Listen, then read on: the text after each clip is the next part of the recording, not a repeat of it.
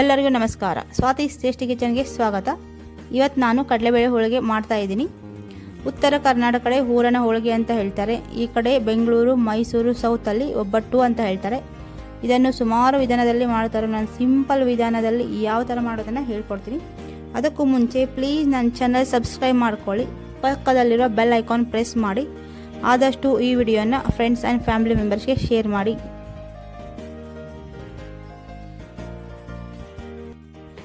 ಅದಕ್ಕೆ ಬೇಕಾಗುವ ಇಂಗ್ರೀಡಿಯೆಂಟ್ಸು, ಮೊದಲಿಗೆ ಒಂದು ಕಪ್ಪಷ್ಟು ಚಿಕ್ಕ ಗ್ಲಾಸಲ್ಲಿ 1 ಗ್ಲಾಸ್ ಕಡಲೆಬೇಳೆ, ಅದೇ ಸೇಮ್ ಗ್ಲಾಸಲ್ಲಿ ಬೆಲ್ಲ, ಅದೇ ಸೇಮ್ ಗ್ಲಾಸಲ್ಲಿ 2 ಗ್ಲಾಸ್ ನೀರು ಬೇಕು. ನಾನು 1 ಗ್ಲಾಸ್ ತೋರಿಸಿದ್ದೀನಿ. 3 ಏಲಕ್ಕಿ, ಉಪ್ಪು ಆಮೇಲೆ ಹೇಳ್ತೀನಿ ಅದು ಎದಕ್ಕೆ ಬೇಕಂತ ಹೇಳಿ, ಏನಕ್ಕೆ ಅಂಥೇಳಿ.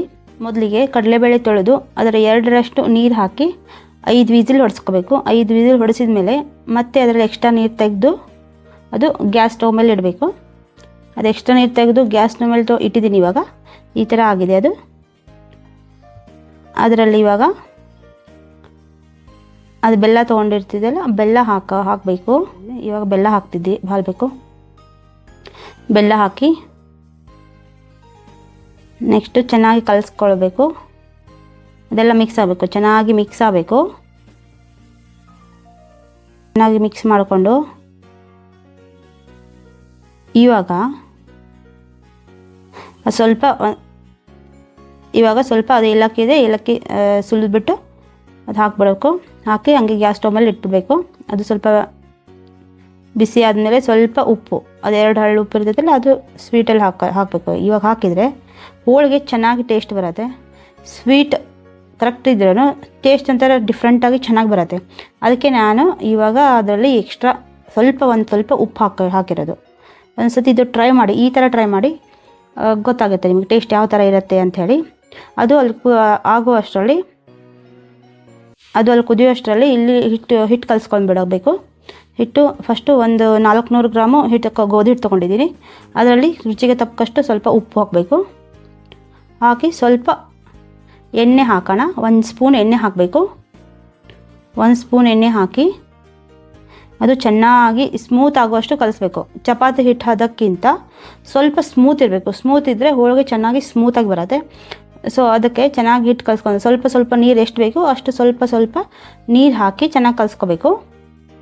ನೋಡಿ, ಇವಾಗ ಈ ಥರ ಕಲಿಸ್ಕೊತಿದ್ದೀನಲ್ಲ, ಈ ಥರ ಸ್ವಲ್ಪ ನೀರು ಹಾಕಿ ಕಲಿಸ್ಕೋಬೇಕು. ಸ್ವಲ್ಪ ಎಷ್ಟು ಹೊಡಿಯುತ್ತೆ ನೀರು ಅಷ್ಟು ಹಾಕಿ ಕಲಿಸ್ಕೋಬೇಕು. ಈ ಥರ ಆಗಿದೆ.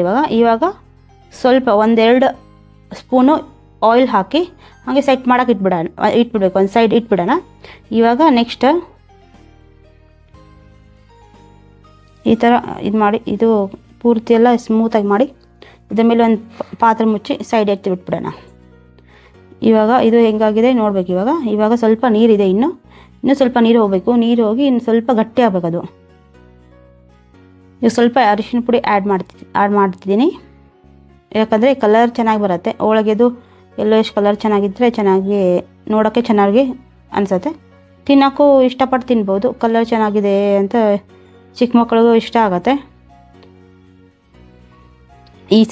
ಈ ಥರ ಆಗಿದೆ ಸ್ವಲ್ಪ. ಅದು ಇನ್ನೂ ಸ್ವಲ್ಪ ಗಟ್ಟಿ ಆಗಬೇಕದು. ಸ್ವಲ್ಪ ಗಟ್ಟಿಯಾಗಿ ಆವಾಗ ಕೈ ಆಡಿಸ್ತಾ ಇರಬೇಕು. ಅದು ಸ್ಪೂನಲ್ಲಿ ಹಂಗೆ ಮೇಲಿನ ಕೆಳಗಿನ ಮೇಲೆ ನೀರು ಎಷ್ಟಿದೆ ಅಂತ ನೋಡ್ತಾ ಇರಬೇಕದು. ಈ ಥರ ಆಗಿದೆ. ಇವಾಗೆಲ್ಲ ನೀರು ಹೋಗಿದೆ ನೋಡಿ. ಈ ಥರ ನೀರು ಹೋಗಿ ಈ ಥರ ಸ್ವಲ್ಪ ಗಟ್ಟಿ ಆಗಬೇಕದು. ಗಟ್ಟಿಯಾಗಿ ತಣ್ಣಗಾಗಲು ಬಿಡಬೇಕು. ತಣ್ಣಗಾಗಲು ಬಿಟ್ಟು ಇವಾಗ ತಣ್ಣಗಾಗಿದೆ ನೋಡಿ. ಇವಾಗೆಲ್ಲ ಫುಲ್ ತಣ್ಣಗಾಗಿದೆ. ಇವಾಗ ಮಿಕ್ಸಿಗೆ ಹಾಕೋಬೇಕದು. ಮಿಕ್ಸಿಗೆ ಹಾಕ್ಬಿಡೋಣ. ಮಿಕ್ಸಿ ಪಾತ್ರೆಯಲ್ಲಿ ಹಾಕ್ಬಿಟ್ಟು ಫುಲ್ ಗ್ರೈಂಡ್ ಮಾಡ್ಕೊಂಬಿಡಿ. ಫುಲ್ ಸಣ್ಣಾಗಿರ್ಬೇಕು ಅದು ಮಿಕ್ಸಿಯಲ್ಲೇ ಹಾಕಿದ್ಮೇಲೆ. ಇವಾಗ ಇದೆಲ್ಲ ತಣ್ಣಗಾಗ್ಬಿಟ್ಟಿದೆ. ಇವಾಗ ಮಿಕ್ಸಿ ಹಾಕೋಬೇಕು. ಈ ಮಿಕ್ಸಿ ಜಾರಲ್ಲಿ ಹಾಕಿಬಿಟ್ಟಿದ್ದೀನಿ. ಹಾಕಿ ಇವಾಗ ಈ ಥರ ಮಿಕ್ಸಿ ಮಾಡಬೇಕು. ಪೂರ್ತಿ 1 ನಂಬರ್ 1ನಲ್ಲಿಟ್ಟು ಹಿಂಗೆ ಫುಲ್ ಮಾಡೋದಿಲ್ಲ. ಸ್ವಲ್ಪ ಬ್ಯಾಕ್ ಫ್ರಂಟ್ ಮುಂದೆ ಹಿಂದೆ ಮಾಡಬೇಕು. ಅದು ಮಿಕ್ಸಿಯಲ್ಲಿ ಹಾಕಿ ಸ್ವಲ್ಪ ಮಾಡಿದ್ರೆ ಒಂದು ಬೇಗ ಇಮಿಡಿಯೇಟ್ ಸಣ್ಣಾಗ್ಬಿಡತ್ತೆ. ಎಲ್ಲನೂ ಫುಲ್ಲೆಲ್ಲ ಸಣ್ಣಾಗ್ಬಿಡತ್ತೆ. ಈ ಥರ ಸಣ್ಣಾಗಿದೆ. ಇವಾಗ ಇನ್ನೂ ಸ್ವಲ್ಪ ಹಾಕಿದ್ರೆ ಇನ್ನೂ ಚೆನ್ನಾಗಿ ಸಣ್ಣಾಗ್ಬಿಡತ್ತೆ. ಇನ್ನೂ ಸ್ವಲ್ಪ ಹಾಕ್ತಿದ್ದೀನಿ ಇವಾಗ. ಇವಾಗ ಆವಾಗ ಇದು ನೋಡಬೇಕು ಸ್ವಲ್ಪ ಕೈ ಹಾಕಿ ಅದರಲ್ಲಿ ಈ ಥರ ಸಣ್ಣ ಆಗಿದೆ ಏನಂತ ನೋಡಬೇಕು. ಇವಾಗ ಫುಲ್ ಸಣ್ಣ ಆಗಿದೆ, ಫುಲ್ ಸಣ್ಣ ಆಗಿಬಿಟ್ಟಿದೆ. ಇವಾಗ ಈ ಥರ ಆಗ್ಬೇಕು ನೋಡಿ, ಈ ಥರ ಫುಲ್ ಸಣ್ಣ ಆಗಬೇಕು. ಆಗ್ಬಿಟ್ಟು ಅದೆಲ್ಲ ಒಂದು ಪಾತ್ರೆಯಲ್ಲಿ ತಗೊಂಡ್ಬಿಡಬೇಕು. ಒಂದು ಪಾತ್ರೆಯಲ್ಲಿ ತೆಗೆದಿಟ್ಬಿಡೋಣ. ಇವಾಗ ಹೋಳಿಗೆ ಮಾಡೋಕ್ಕೆ ಹೂರಣ ರೆಡಿ ಆಯ್ತು. ಇವಾಗ ನೋಡೋಕೆ ನೋಡಿ ಕಲರ್ ಹೆಂಗಿಲ್ಲ, ಕಲರ್ ಚೆನ್ನಾಗಾಗಿದೆ. ಇವಾಗ ಈ ಕಡೆ ಹೂರಣ ರೆಡಿ ಆಯಿತು. ಇವಾಗ ಹೂರಣ ಮತ್ತು ಹಿಟ್ಟು ಎರಡು ರೆಡಿ ಆಗಿದೆ. ಇದು ಚೆನ್ನಾಗಿ ಸ್ಮೂತ್ ಆಗಿದೆ. ಫಸ್ಟ್ ಮೊದಲಿಗೆ ಇದು 2 ಉಂಡೆ ಥರ ಮಾಡ್ಕೋಬೇಕು. ಚಪಾತಿ ಹಿಟ್ಟಿಗೆ ಎಷ್ಟು ತೊಗೋತಿರೋ ಅಷ್ಟು ಉಂಡೆ ಥರ ಮಾಡ್ಕೊಂಡ್ಬಿಡೋಣ. ಫಸ್ಟ್ ಹೂರಣ ಈ ಥರ ಉಂಡೆ ಥರ ಮಾಡ್ಕೊಂಡಿಟ್ರೆ ಬೇಗ ಈಸಿಯಾಗಿ ಪಟ ಮಾಡ್ಕೋಬಹುದು. ನೋಡಿ ನಾನು ಇಲ್ಲಿ 2 ಮಾಡ್ಕೊಂಡು ಇಟ್ಕೋತೀನಿ. ಗೋಧಿ ಹಿಟ್ಟು ಕಲಿಸ್ಕೊಂಡಿರ್ತಿಲ್ಲ, ಅದು 2 ಉಂಡೆ ಥರ ಮಾಡ್ಕೋಬೇಕು. ಚಪಾತಿ ಹಿಟ್ಟಿಗಿಂತ ಸ್ವಲ್ಪ ಕಡಿಮೆ ತೊಗೋಬೇಕಿದು. ತೊಗೊಂಡು ಇದು 2 ಮಾಡ್ಕೊಂಡು ಇಟ್ಕೋಬೇಕು. ಇವಾಗ ಇದು ಮಾಡ್ಕೊಂಡು ಇಟ್ಕೋಬೇಕು.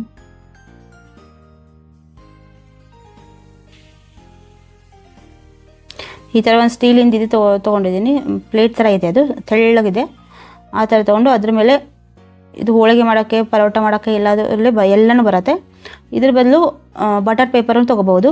ಇಲ್ಲಾಂದರೆ ಆಯಿಲ್ ಕವರ್ ಇರುತ್ತೆ, ಆಯಿಲ್ ಕವರು ಸೈಡೆಲ್ಲ ಕಟ್ ಮಾಡಿ ಅದನ್ನು ತೊಗೋಬೋದು. ಇಲ್ಲ ನಾನು ಇದು ಸ್ಟೀಲ್ ಪ್ಲೇಟ್ ತೊಗೊಂಡಿದ್ದೀನಿ, ತೆಳ್ಳಗಿದೆ. ಈ ಥರ ಇದು ಒಂದು ಹಿಟ್ಟಿಟ್ಟು ಅದ್ರ ಮೇಲೆ ಅದೊಂದು ಉಂಡೆ ಇಟ್ಟು ಆಯಿಲ್ ಹಾಕಿ ಸವರಿ ಇದು ಇವಾಗ ಎಲ್ಲ ಮೇಲೆ ಒಂದು ಹೂರಣದೊಂದು ಉಂಡೆ ಇಡ್ತಿದ್ದೀನಿ. ಉಂಡೆ ಇಟ್ಟು ಲಟ್ಟಿನಿಗೆ ಇರುತ್ತಲ್ಲ, ಆ ಲಟ್ಟಿನಿಗೆಗೂ ಆಯಿಲ್ ಹಚ್ಕೋಬೇಕು. ಎಲ್ಲನೂ ಚೆನ್ನಾಗಿ ಆಯಿಲ್ ಹಚ್ಕೋಬೇಕು ನೋಡಿ. ಈ ಥರ ಕೈಯಲ್ಲೇ ಹಚ್ಕೊಂಡು ಇವಾಗ ಅದು ಹಿಟ್ಟೆಲ್ಲ ಕವರ್ ಮಾಡ್ಕೋಬೇಕು. ಒಳಗಡೆ ಹೂರಣ ಇಟ್ಟು ಮೇಲೆ ಹಿಟ್ಟೆಲ್ಲ ಇರ್ತಲ್ಲ ಅದೆಲ್ಲ ಕವರ್ ಮಾಡ್ಕೋಬೇಕು. ಹೂರಣ ಎಲ್ಲ ಕವರ್ ಆಗಿ ಮೇಲೆ ಎಕ್ಸ್ಟ್ರಾ ಇರೋ ಹಿಟ್ಟನ್ನು ತೆಗೆದಿಡಬೇಕು. ಇಷ್ಟಾಗಿದೆ, ತೆಗೆದಿಡಬೇಕು. ಮತ್ತೆ 1 ಸ್ಪೂನ್ ಆಯಿಲ್ ಹಾಕೋಬೇಕು. ಇವಾಗ ಇದ್ರ ಮೇಲೆ 1 ಸ್ಪೂನ್ ಆಯಿಲ್ ಹಾಕೊಂಡು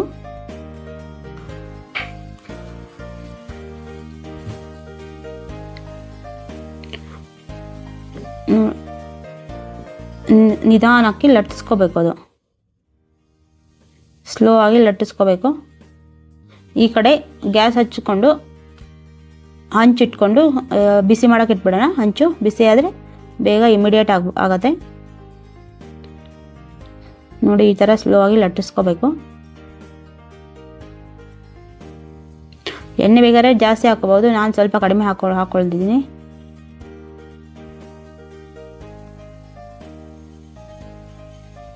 ಈ ಥರ ಸ್ಲೋ ಆಗಿ ಲಟ್ಟಿಸ್ಕೊಂಡು ಹಂಚು ಕಾದಿದೆ ನೋಡ್ಬೇಕಲ್ಲಿ. ಹಂಚು ಕಾದಿದ್ರೆ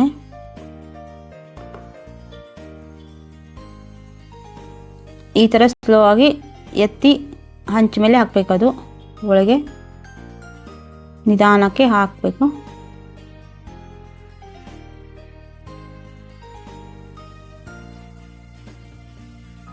ಅದಕ್ಕೆ ಆಯಿಲ್ ಹಾಕೋಬೇಕು. 1 ಸ್ಪೂನ್ ಸೈಡೆಲ್ಲ ಆಯಿಲ್ ಸ್ಪ್ರೆಡ್ ಮಾಡಿ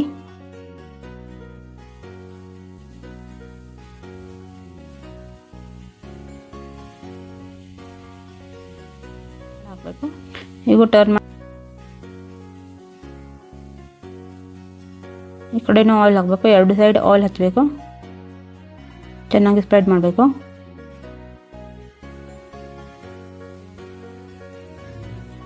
ಇದು ಇವಾಗ 2 ಕಡೆ ಚೆನ್ನಾಗಿ ಬೇಯಿಸ್ಕೋಬೇಕು. ಚೆನ್ನಾಗಿ ಬೇಯಿಸ್ಕೊಂಡು ಮತ್ತೆ ಹಿಂಗೆ ಟರ್ನ್ ಮಾಡಿ ಚೆನ್ನಾಗಿ ಬೇಯಿಸ್ಕೋಬೇಕು. ಇವಾಗ ಸ್ಲೋ ಆಗಿ ಈ ಥರ ಫೋಲ್ಡ್ ಮಾಡಬೇಕು, ಅಲ್ಲೇ ಫೋಲ್ಡ್ ಮಾಡಬೇಕು. ಇಲ್ಲಾಂದರೆ ಹರಿದೋಗೋ ಚಾನ್ಸಸ್ ಇರ್ತದೆ. ಸ್ಮೂತ್ ಇರುತ್ತಲ್ಲ ಇದು, ಸ್ವಲ್ಪ ಬೇಗ ಕಟ್ಟಾಗ್ಬಿಡತ್ತೆ. ಸ್ವಲ್ಪ ನೀಟಾಗಿ ಪ್ಲೇಟಲ್ಲಿ ಟ್ರಾನ್ಸ್ಫರ್ ಮಾಡಿಕೊಂಡು ತುಪ್ಪದ ಜೊತೆ ಅಥವಾ ಹಾಲಿನ ಜೊತೆ ತಿನ್ಬೋದು. ಈ ವಿಡಿಯೋ ಪೂರ್ತಿ ನೋಡೋದಕ್ಕೆ ಧನ್ಯವಾದಗಳು. ಮತ್ತು ನಿಮ್ಮ ಫ್ರೆಂಡ್ಸ್ ಆ್ಯಂಡ್ ಫ್ಯಾಮಿಲಿ ಮೆಂಬರ್ಸ್ಗೆ ಶೇರ್ ಮಾಡಿ, ಸಬ್ಸ್ಕ್ರೈಬ್ ಮಾಡ್ಕೊಳ್ಳಿ. Thank you.